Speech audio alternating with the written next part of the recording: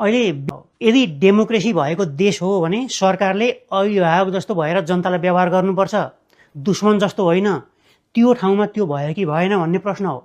अमेरिकामा 2021 जनवरीमा संसद भवन, जसलाई त्यहाँ क्यापिटल बिल्डिङ भनिन्छ, त्यहाँ यसै गरी सयौंको भिड पसेर भित्र तोडफोड गरेको थियो, लुटपाट भएको थियो। त्यहाँ पनि के भयो? त्यहाँको प्रहरीले के गर्यो? कतिजनालाई गोली हान्यो, कतिजना मरे। त्यहाँ पनि संसद भवनभित्रै तोडफोड भएको, मान्छेहरू बाहिरबाट पसेर। यहाँ पनि संसद भवनमै त्यो भएको।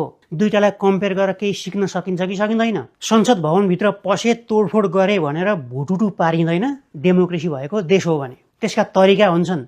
भिड नियन्त्रण पनि विज्ञान हो, त्यसको तरिका हुन्छ। अनि संसद, अदालत, सिंहदरबार, व्यक्तिगत सम्पत्ति जलाउनु चाहिँ ठिक हो त भन्ने प्रश्न आउला। एक रति पनि ठिक होइन। आन्दोलन आफ्नो ठाउँमा छ, तर हिंसा र तोडफोड आगजनी सभ्य समाजले पचाउन सक्दैन। आन्दोलनको नाममा तोडफोड र आगजनी हुँदै हुनु हुँदैन थियो, दुवै गलत छ। ती दुवै कुराहरू कम गर्न सकिन्थ्यो कि सक्दैनथ्यो, अथवा हुनै नदिने केही उपाय थियो कि थिएनन् भन्ने प्रश्न हो।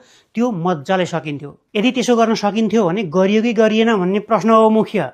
त्यसको जवाफ कसले दिने हो? चैतमा तीनकुनियामा भएको जुन दमन थियो, त्यसलाई राजावादीहरूको आन्दोलन मात्रै ठानेर नपेलेको भए, गुपचुप नगराएको भए, त्यसको उचित छानबिन गरेर कारबाही गरेको भए, त्यसबाट सिकेको भएदेखि सायद भदौको नरसंहार र ड्यामेज हुने थिएन। अरूको घरमा चोर पस्यो भनेर ताली पिट्नेहरू आफ्नै घरमा डाका पसिसकेपछि भएको घटना हो भदौको। यदि कार्की आयोगले समयमै आफ्नो रिपोर्ट बुझाउन सकेको भए र दोषीमाथि कारबाही कम्तीमा सुरु मात्रै गरेको भए पनि विदेशी BBC, न्युयोर्क टाइम्स यसले वा उसले बोल्नै पर्ने थिएन। सरकार आफैले बोल्थ्यो। जब बोल्नु पर्नेहरू समयमा बोल्दैनन्, सही तरिकाले बोल्दिँदैनन्, कुद्नु पर्ने ठाउँमा घस्रिन थाल्छन्, तब बाहिरकाहरूले बोल्न सुरु गर्छन्। भएको ठ्याक्कै त्यही हो। यहाँनिर अरूलाई, विदेशीहरूलाई, बाहिरका मान्छेहरूलाई बोल्ने मौका किन दिन्छ सरकारले? प्रश्न त्यो चाहिँ किन नसोध्ने? मार्ने पनि दोषी हुन्, जलाउने पनि दोषी हुन्। यसलाई राजनीतिक हतियार बनाउने झनै बढी दोषी हुन्। अरूतिर औँला सोझ्याएर पानीमाथिको ओभानो बन्न सकिँदैन। अब नेपालभित्र यसको न्याय भएन भने अन्तर्राष्ट्रिय अदालतमा यसको न्याय हुन्छ। न्याय पाउनु पर्नेले न्याय पाउन्, त्यति हो कुरा।